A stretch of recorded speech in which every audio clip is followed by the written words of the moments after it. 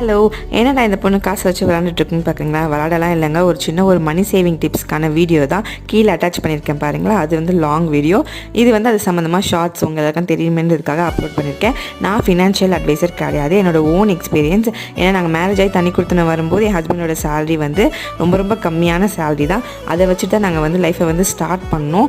அதை கேட்டு யாராச்சும் ஒருத்தவங்க மோட்டிவேட் ஆகி ஒரு 2025 சேவிங்ஸ் ஸ்டார்ட் பண்ணுவீங்க அப்படின்றதுக்காக தான் நான் இந்த வீடியோ அப்லோட் பண்ணியிருக்கேன்.